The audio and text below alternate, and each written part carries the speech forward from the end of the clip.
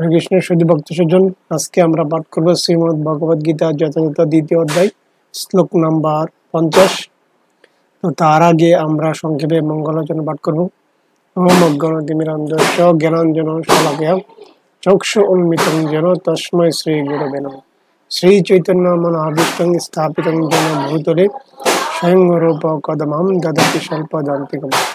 বন্দেহং শ্রী গুরুং শ্রীপদ কমলম শ্রী গুরু বৈষ্ণবংশ শিরূপং সাগ্রজাতং সহগণ রঘুনাথং তং সজীবম সাদিতং শাব্দিতং পরিজন সহিতং কৃষ্ণ চৈতন্য দেবম শ্রী রাধা কৃষ্ণ পাদান সহগণ ললিতা শ্রী বিশ্বকন্দংশ নময়ং বিষ্ণু পাদায় কৃষ্ণ পৃষ্ঠায় ভূতলে শ্রীমতে জয় পতাকা স্বামিনীতি নামি নম আচার্য পাদায় নিতাই কৃপা প্রদানি গৌর কথা দামোদয় নগরাম তারিণী নমঃ বিষ্ণুপাদায় কৃষ্ণপৃষ্ঠায় ভূতলে শ্রীমতে ভক্তিবেদান্ত স্বামিনীতি নামিনে নমস্তে সরস্বতী দেবী গৌরবাণী প্রচারিণী নির্বিশেষ শূন্যবাদী প্রসদেশতারিণী।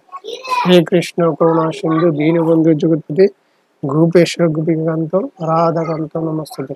তপ্তকাঞ্চন গৌরাঙ্গী রাধে বৃন্দাবনেশ্বরী বৃষভানুসুতে দেবী প্রণমামি হরিপ্রিয়ে।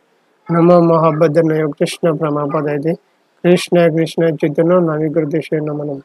নমো ব্রাহ্মণ দেবায় গো ব্রাহ্মণ হিতায় চ জগদ্দিতায় কৃষ্ণায় গোবিন্দায় নমঃ নমঃ।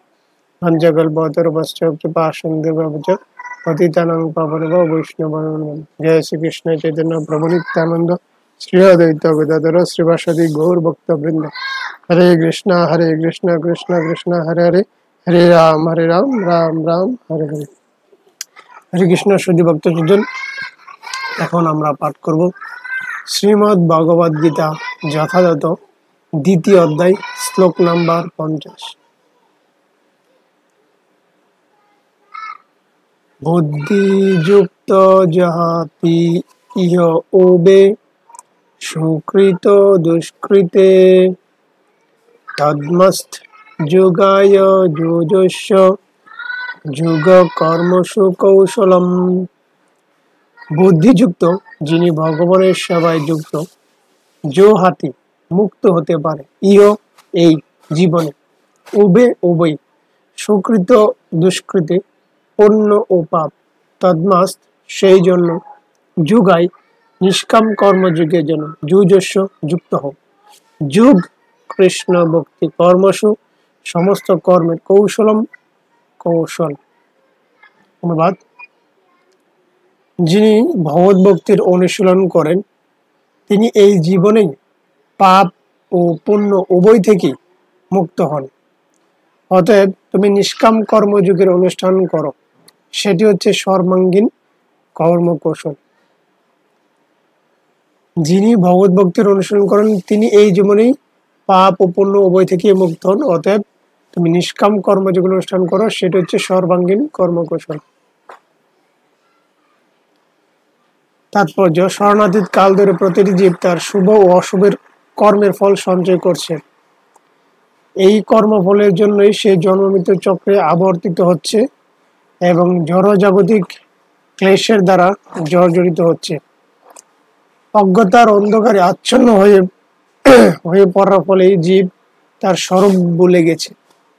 এই দুঃখদায়ক অবস্থা থেকে নিষ্কৃতি পাবার উপায় হচ্ছে গীতায় নির্দেশিত ভগবানের উপদেশ হৃদয়ঙ্গম করে তার সেবায় নিজেকে সম্পূর্ণভাবে উৎসর্গ করা। তাহলে আমাদের অজ্ঞতার আবরণ উন্মোচিত হবে এবং জন্ম জন্মান্তরে কর্ম ও কর্মফলা শৃঙ্খলায়িত শাস্তি ভোগের কবল থেকে আমরা মুক্ত হতে পারব।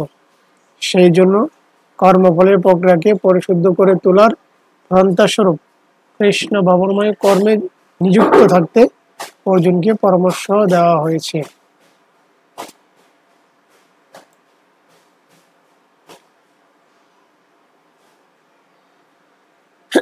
হরে কৃষ্ণ। তো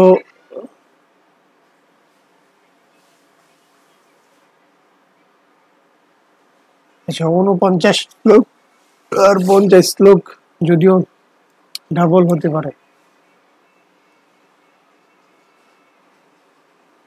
তারপর আমরা এই 50 নম্বর শ্লোক আবার একটু পাঠ করলাম, যে এখানে কি বলছে যে ভগবত ভক্তির অনুসরণ করেই এই জীবনে পাপ এবং পুণ্য উভয় থেকে মুক্ত হওয়া যায়। অতএব ভগবান শ্রীকৃষ্ণ এখানে অর্জুনকে নিষ্কাম কর্ম অনুষ্ঠান করার উপদেশ দিয়েছেন, আর সেটা হচ্ছে সমস্ত সর্বাঙ্গীন কর্মকৌশল। প্রতিটি জীব যেন শুভ হোক বা অশুভ হোক, প্রত্যেকটা জীবই শুভ কর্মের ফল এবং অশুভ কর্মের ফল সঞ্চয় করে। এবং সেই কর্মফলের কারণে এই জন্ম মৃত্যুর চক্রে আবর্তিত হচ্ছে, জড়জগতিক ক্লেশের দ্বারা জর্জরিত হচ্ছে। অজ্ঞতার অন্ধকারে আচ্ছন্ন হয়ে পড়ার ফলে জীব তার স্বরূপ ভুলে গেছে। এই দুঃখদায়ক অবস্থা থেকে নিষ্কৃতি পাবার উপায় হচ্ছে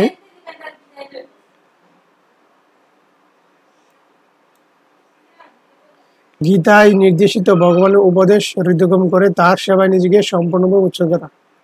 তাহলে আমাদের অজ্ঞতার আবরণ উন্মোচিত হবে এবং জন্ম জন্মান্তরে কর্মফলের শৃঙ্খলিত শাস্তি ভোগের কবল থেকে আমরা মুক্ত হতে পারব।